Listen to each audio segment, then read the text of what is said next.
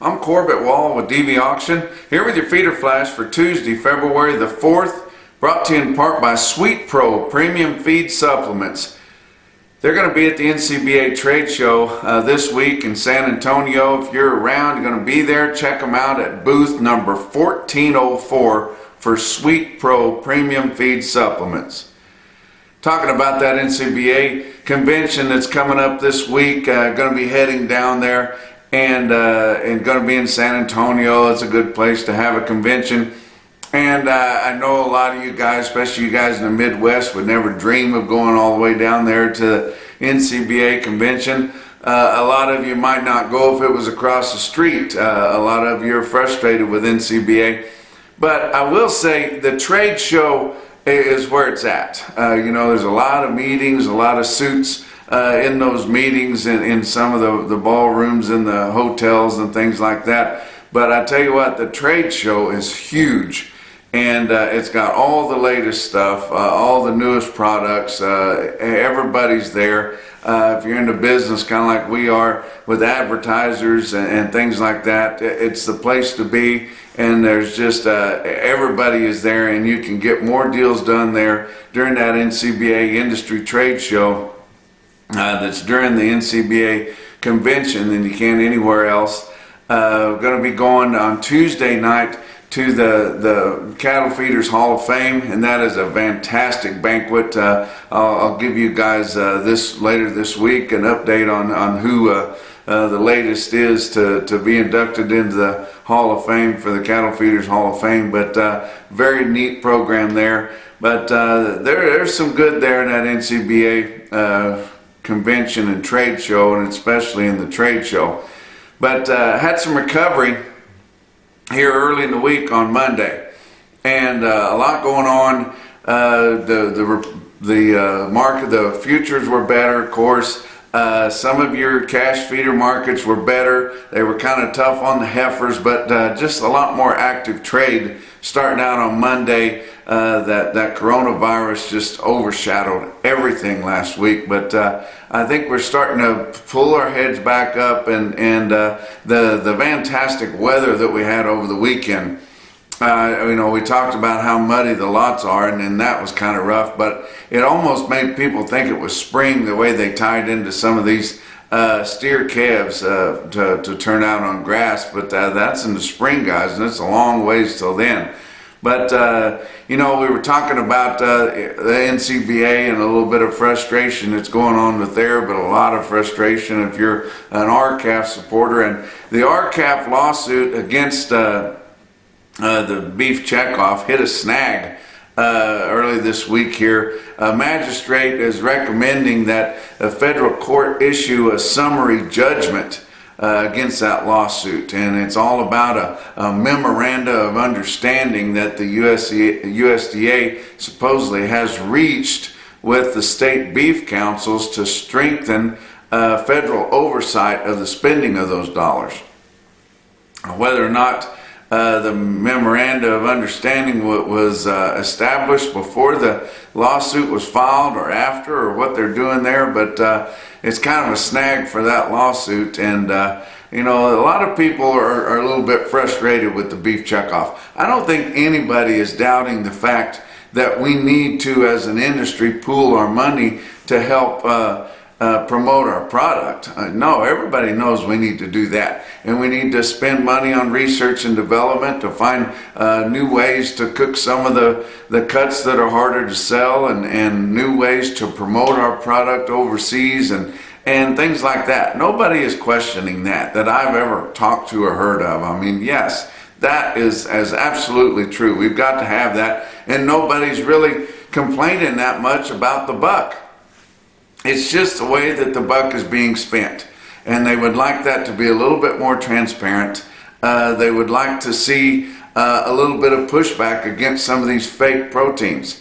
And there's actually a law in there in your beef checkoff that says you cannot use checkoff dollars to disparage competing proteins. Well, yeah, that was something back when it was the chickens and you know, the pork people, those were our friends and neighbors. They were in animal agriculture too. They were fighting the same battles as we were.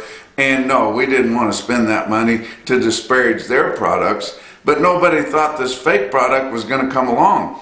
We've got to spend that money to fight back against these fake meat products. And the money that they're spending with these nationwide commercials and things like that, we've got to loosen the rules up where we can spend those checkoff dollars to educate people that the real beef is more healthy. It's a whole food. It's a better deal than these fake products. The fake products are less healthy. They're higher in sodium. They've got a lot of hormones in them, carcinogens, everything. And we've got to educate people about that and fight back against it. But we need those checkoff dollars that the producers are putting in there to use that. And most of you don't know that you can't use those checkoff dollars, and you're sitting here waiting on some kind of a proposal to fight back against, and it's not coming until we get that law changed in there. And that's the kind of things that people are frustrated about. But let's go on and talk about the market for Monday. Your board February live cattle futures up 30 cents at 121.67. April up $1.05 at 120.72. The rest of your live cattle out front traded months were up 37 to 70 cents. March feeder cattle up 57 cents at 136.65. April up 82 cents at 138.35. The rest of them were all up more than $1. So that was great. We did see some recovery on the board there. Weighted average on last week's negotiated fat cattle trade in your 5-area feeding region, 67,000 head, which on a week that was so tumultuous with that coronavirus and everything, that's not horrible, but that 67,000 compares to 86,000 the week before and 84,800 the same week a year ago. But your live sales are mostly $2 lower at 122. Your live sales steers and heifers actually range from 119 to 124 across the 5-area feeding region. Mostly 122 to 122 and a half. A lot of that 122 and a half, western Nebraska and Colorado and places like that. But your live steer weighted average in your 5 areas was 122.04, down $2.26. Your dressed steers and heifers were $4 to $5 lower for the most part. They ranged in price from 190 to 196, mostly 194 and heavy on the 195. Your weighted average on dressed steers was 194.72 across the 5 areas. That was down $4.11. So as hard as it is to gain $1 or $2 here and there, you hate to see a week when we lose so much of the market position, but absolutely did. Look around what's going on. On Thursday, Callaway Livestock Center, Kingdom City, Missouri. I talked to Jack Harrison. They had a big special cow sale on last month, and they've got another big one coming up this Thursday night. He said there are going to be at least 1,000 head there, a lot of dispersals there, and going to be some top quality heifers there, bred heifers, and just a whale of a special cow sale Thursday night, Kingdom City, Missouri at Callaway Livestock Center, and you guys can watch that on dvauction.com. Let's look at your feeder cattle markets. Your real-time index on DV Auction, 140.57, down 35 cents. And you think, well, I thought you said the markets were a little better. Well, they are, but we're losing. That's a 7-day moving average, so we're losing the markets off the other end on the 7-day, and that's what's causing us to continue to drop in price level there on the index. Excuse me. Let's talk about your big markets. Oklahoma City, Oklahoma National Stockyards, 6,600 head there. Feeder steers $1 to $6 higher. Feeder heifers steady to $3 lower. Steer calves steady to $3 higher. Spots as much as $8 higher on those real popular 450 to 500 pound stocker steers. Heifer calves steady to $3 lower.